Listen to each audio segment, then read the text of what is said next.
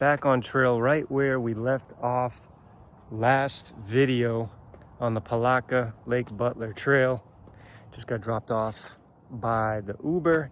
I tell you, Uber has been super reliable for some of these transportation logistics to and from trail. I'd say about 95 to 98% reliable, and I've been in some pretty remote areas, so yeah, really thankful for that. Haven't had to use any trail angels yet, but I think I will at some point. And we're looking to do about a little over 14 miles today, so it's going to be a shorter section for this leg. And we start off along this paved trail and then eventually dump back into the woods.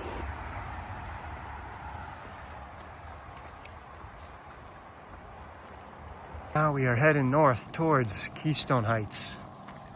So as I'm walking along here, just checking my map on Far Out, I just realized I have crossed a pretty good milestone. I am now over 500 miles in on the Florida Trail. For me, it's a pretty significant milestone here. Only about 600 to 700 more miles to go. So this is where we will deviate from the Palatka Lake Butler paved rail trail. We will be taking a right onto Caraway Church Road. So I believe if you continue to follow this paved rail trail, you will end up eventually meeting with the Florida Trail somewhere down in Keystone Heights area. I guess you could use that as an alternate if you didn't want to go back into the woods, but we signed up for an adventure, so we are going to follow the Florida National Scenic Trail, and then we take a left here.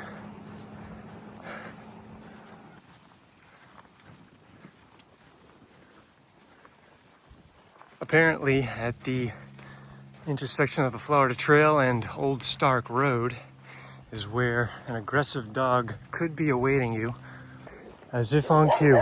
Stay back.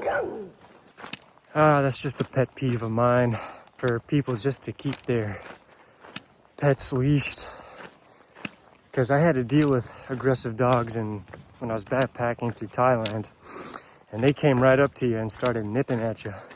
Fortunately, no incidents, but that's just something you don't want to deal with on trail. Okay, we gotta go up and over this gate.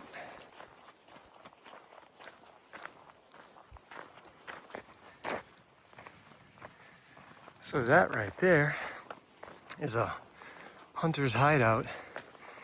There's actually been a lot of gunshot activity over here to my right. I saw a few hunters go by me earlier. It is a weekend, so they're probably out there trying to see what game they can hunt down. But that is one thing you got to be mindful of while you're out here, is the hunting activity. It would not be fun if you got hit by a stray bullet. I can actually hear a flowing water source. So I pulled just a liter from there in case I don't like what's up ahead. But that came out pretty clear after being filtered. Going through the boundary gate. Well, I almost blew right past this turn. And I did read about it in the Faro comments. I just didn't realize how close I was. Fortunately, I looked up just in time and caught myself. And now we're officially back in the woods. And this right here is Etnaya Creek. I think we'll definitely fill up here as well. This looks really nice. Nice and clear, and it's flowing. Maybe right over there is where we can fill up. So all topped up there with water from Etnaya Creek. That was a really good water source, very clear, flowing, fresh, tastes good. So I wanted to make sure I stopped there. Pack is definitely heavy, but definitely worth it, because I wanted some of that good crystal clear water.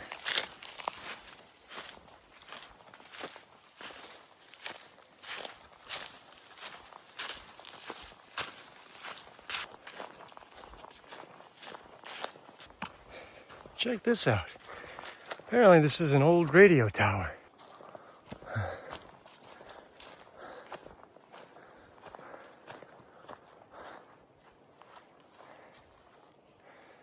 Looks like you go right underneath it to continue the trail.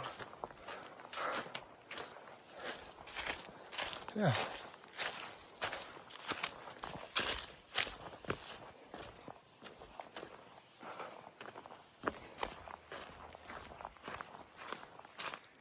So right off the main trail, we have this little side trail to a bench. This might be a nice lookout point to have lunch. Yeah, this is a much better view of the ravine. Wow, this drops straight down.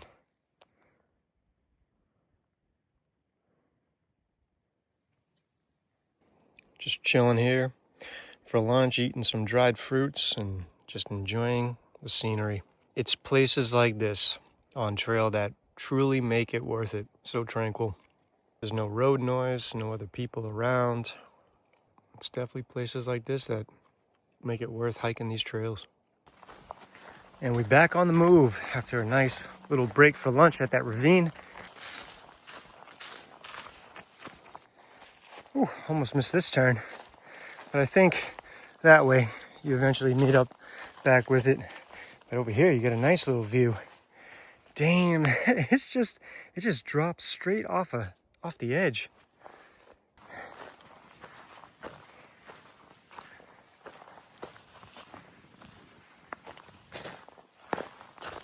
Coming up to some sort of informational kiosk across the footbridge here, and this looks like another pretty solid water source. I may top up here. All topped off and ready to move after filling up at that iron shelter bridge.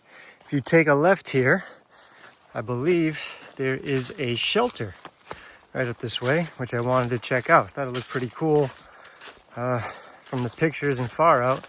So I wanted to see it in person myself. And here is the Iron Bridge Shelter. Look at this, they got picnic tables, they got a fire pit. Damn, this place looks pretty sweet. Got a little porch. Got a platform. If it wasn't so early in the day, this actually wouldn't be a bad place to camp.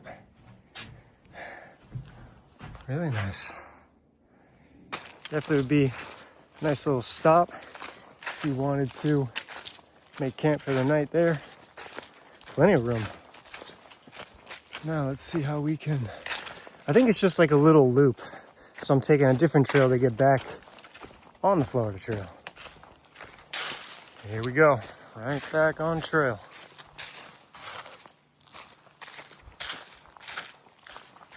It's been a while since I've seen water on trail.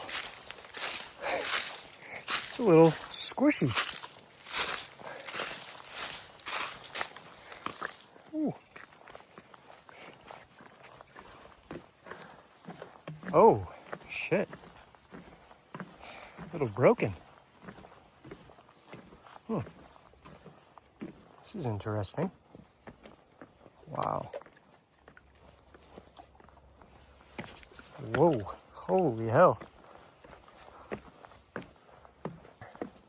Uh-oh, what is this? Will this hold me? What the fuck? Wow. This is quite the section.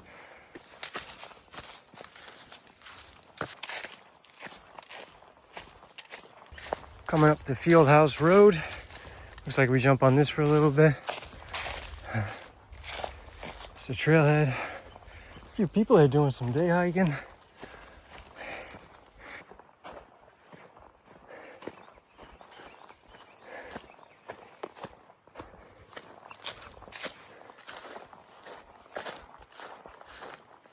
I have been seeing quite a few day hikers on this section. I mean, it is the weekend. Oh, I'm just so glad it's warm out and the sun's out. Ah, feeling good.